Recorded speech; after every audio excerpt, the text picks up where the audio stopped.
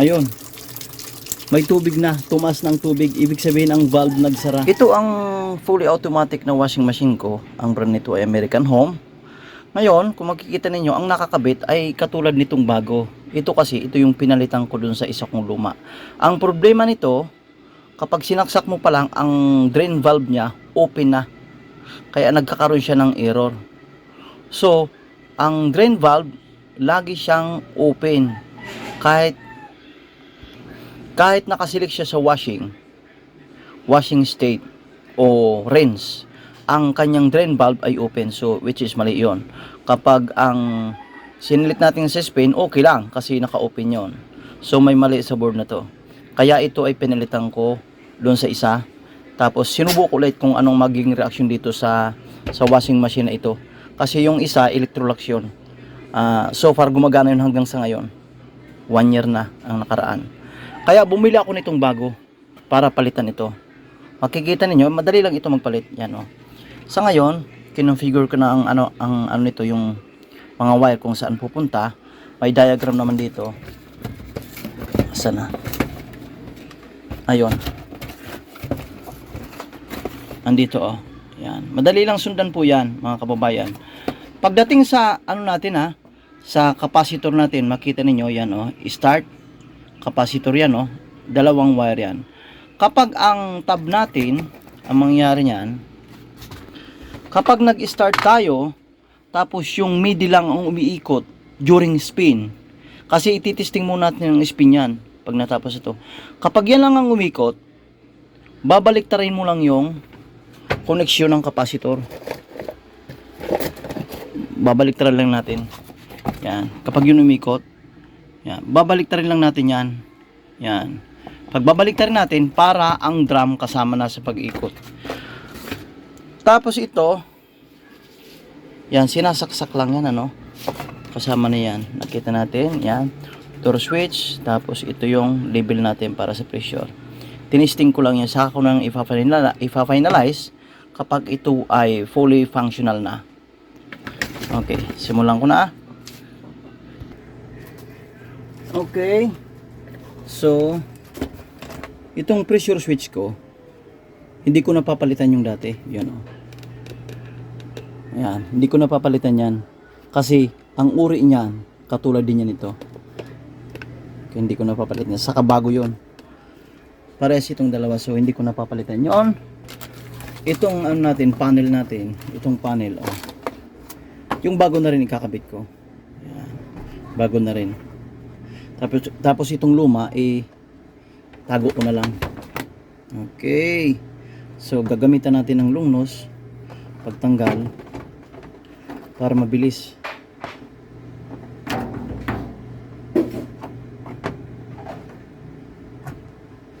One. Ito kasi, ano na ito para hindi na ako mag-trace. Kung anong tinanggal ko, ikakabit ko na rin diretsyo para mabilis ba. Yan, okay, kasi walang kulay yan. Ito, pagsabayin ko ng dalawa.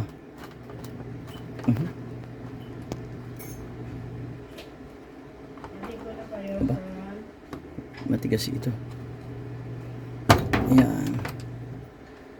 Tapos ito naman, kasi kailangan i-trace natin ng husto ng maayos ang ating ikakabit.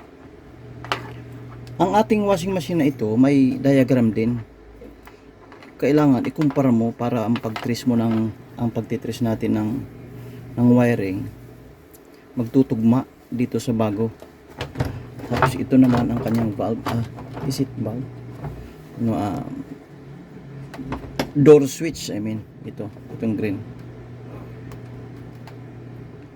Ito ang door switch niya. During spin, sa door switch niya, kahit magbaliktaran niya, walang problema. Basta parehas ang kulay, ibig sabihin, pwedeng baliktaran niya. Okay. Tapos, lagay natin dito. Tapos, lagay natin dito. Tapos, ito naman, sa kabila. Yan. Unahin ko muna itong sa baba. Brown. Brown. Brown. Yan, dalawang brown. Ibig sabihin lang noon ay magkasunod, parehas yon. Sa switch kasi ito, sa switch ito, yung sa isang linya ng ating control board. Itong board na ito, hindi ko na pinakita ang error niya. Ang American Home, itong washing machine na ito, minsan akalain mo napakasimple lang ng error niya. Nag-error ito ng E2. Okay, tinutukoy niya ay drain, marami siyang shock off. Kung isipin, napakadali lang. Pero nung tirnis ko, okay naman yung nasira yung pressure switch. Sira niya. Bakit nasira? Ang ohms niya ay napakataas na. Sa halip na 24.5 lang o like that, ang taas na ng kanyang pressure switch, yung resistance. So, chinik ko na lahat, gumana naman lahat. May mga ginawa akong pagbabypass, gumana yung ating door switch, inlet valve, drain valve, pero ang error andun pa rin. Bakit? Ang problema nun ang board. Dahil ang supply sa drain ay naka-on. At ang sa inlet naman, naka-on. So hindi mo pwede. Naka-on yung yung inlet valve niya. Tapos ang drain naman ay naka-on. Hindi yung pwedeng ganun. So, ibig sabihin, halimbawa sinit up natin sa Spain. Sa halip na mag-drain lang siya, hindi may papasok na tubig yan. Kasi naka-on parehas. Hindi ko alam kung anong naging cause. Bakit nasira ang board.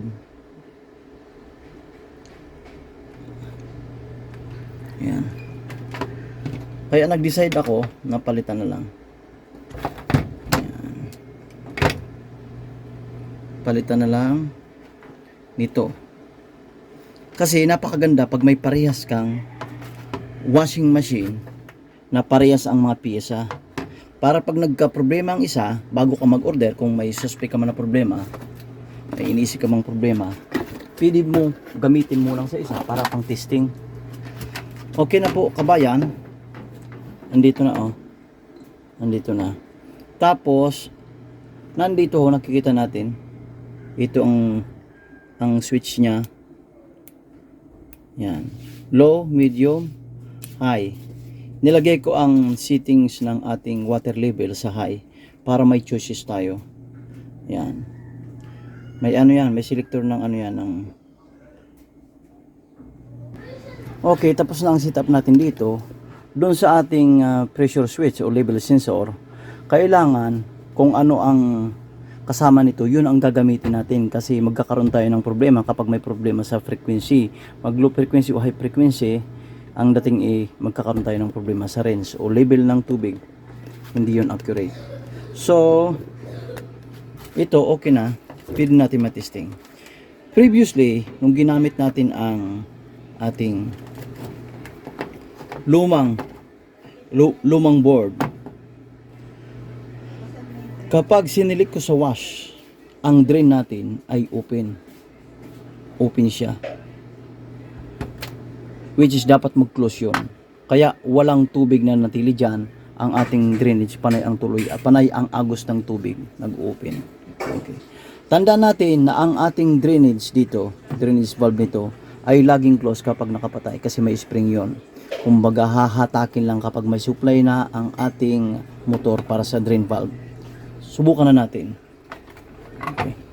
Subukan natin yon. Tingnan natin kung may pagbabago. Oops, wala akong narinig. Possible may pagbabago. Walang nag-energize na motor para sa drain, hindi nag-open. Gawin natin. Yan. Dati kasi, pag nagsaksak pa lang ako, ang valve natin, nagbubukas na. Ito, nasa wash na siya. Nakita ha? Nakita ba dyan, kababayan? Okay. Yan. Pwede na yan. Subukan natin ang wash. Wash muna. Yan. Pwede na yan. I-start natin. Yan. Ang valve natin, ang inlet valve, nag-open. Yan. Nag-open siya. Kapag ang tubig natin ay umapaw dyan, I mean is lumabas na, ibig sabihin, ang valve natin na dating problema nito sa ang previous control board ay okay na yon. Dating problema okay na. Kapag nag-ano naman ito, ayan. Kapag nag-ano naman ito, kapag tingnan natin. Uy, nakita nyo po ang spin niya, no? Ayan. Tingnan natin kung may problema sa capacitor. Yes, para baliktarin natin. Ang obserbahan ko muna ngayon ang level ng tubig kung aakyat siya. Kasi wala akong narinig na ayun. Wala akong narinig na pagbukas ng valve. Kapag yan ay tumaas ang tubig, isisit natin to sa spin para magbukas yun. Doon natin malalaman. Open natin ang lid. Ayun. May tubig na. Tumaas ng tubig. Ibig sabihin ang valve nagsara. Tama yon. Kapag ito ay sinik ko, i-pause natin. I-focus ko ito. Yan. Tapos, dahil may tubig na siya, ilalagay ko sa spin process na lang. Was, spin. So, spin siya ha. Makita natin kung yan ay magdi-drain. At the same time, makikita din natin kung ang spin ng ating drum ay sa gitna lang o ang tambol kasama na. Tingnan natin. Tapos, start. Ang pinto, dapat mag-alarm yung mamaya pag-spin. Ayun, narinig po ba kayo? Nag-open ang valve niya. Nag-drain ang tubig. So, ayos na yon. Isasara natin. Malalaman din natin kapag nag-start na siya mag-spin ang ating tab kung umiikot ba. Tapos, kapag during spin nito, kapag binuksan natin ang lid, ito ay tutunog dahil sa kanyang sensor, yung door sensor. Siyempre, kapag umiikot ito, dapat hindi buksan. Yan. Tingnan natin. Antayin natin. Medyo mahabang video. Hindi tayo pwede mag-shortcut para malaman ng ating kababayan kung ano ang ating ginagawa. Nasa ating kababayan na yan kung gusto nila mag-skip sa video. Tingnan natin. Ayun, umikot na. Tingnan natin, buksan natin. Ayun, tumunog. Cover error. Okay. Nakita nyo? Ibig sabihin, kapag nag-spin siya, hindi natin pinibuksan ang lid. Sinubok ko lang. At nakita nyo rin ang drum umiikot. So, tama yung pagkakabit natin ng capacitor. Nakita natin ha. Oh, sinara ko na walang error. Back to spin siya. Mag-i-spin siya sa ngayon. Gusto ko tapusin ang spin. Siguro kahit hindi na tapusin ang spin. Kasi satisfied na ako dyan. Ang valve nag-open at nag-close. So, ang mangyayari, ilalagay ko na ito sa wash para lagyan ng lang load. Yan o. Yan. Satisfied ako dito sa ano nito. So, salamat sa sealer nito. At maayos naman ang board na dumating sa akin, kumpleto. Palagay ko okay na ito. Tatanggap mo natin ang medyo madali lang ito sundan, itong board niya, yung para sa operator natin. Madali lang ito sundan. Ang ano kasi medyo maliwanag kaya hindi natin makita dito sa camera. Medyo maliwanag. So palagay ko hanggang dito lang ang video. Yan, maganda na yan, okay na yan, na-testing ko na, wala nang error sa ngayon.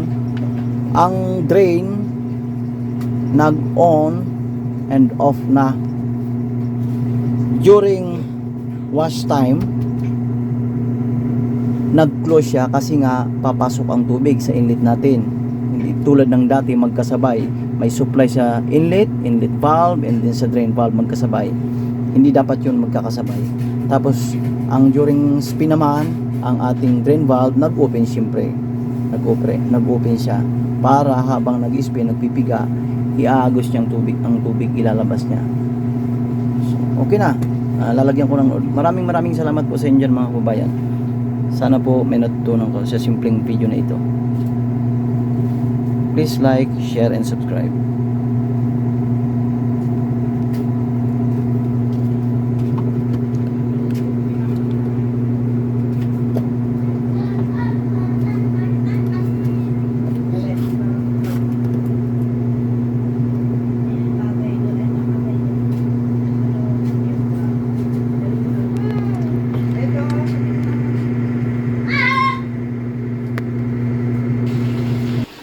So natapos ang wash niya, na okay naman ang function.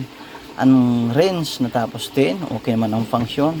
Ngayon papunta na siya ng spin, magda-drain siya. Pag natapos niya yon, so ibig sabihin lahat ng cycle okay. I-close ko na itong machine na ito. Ibig sabihin lang, ang sa taas nito bubutasan ko para makalabas ito, at ito na ang nasa ibabaw. Magiging okay ng washing machine na ito.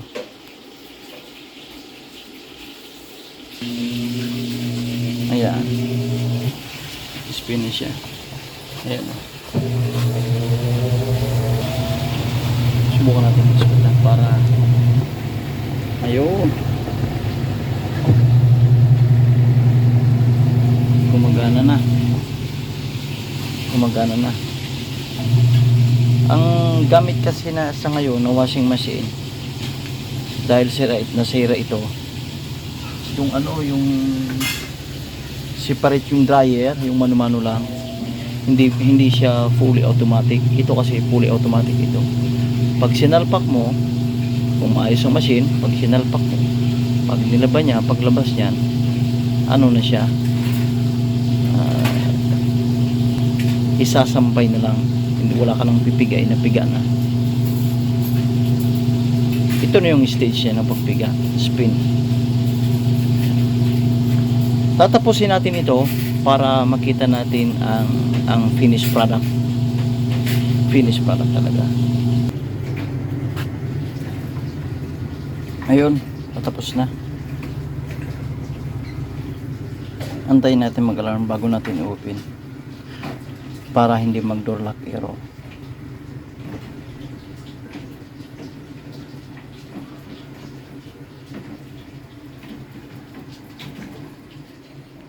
Kanina pala nakaganito ako. Ganito pala, malinaw naman.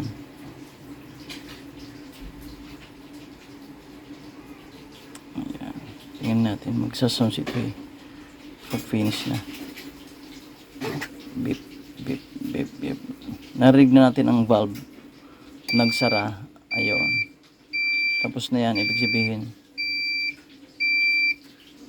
Ayun, pati screen share na. Ayos. Ayun, ganda. Maayos ang piga.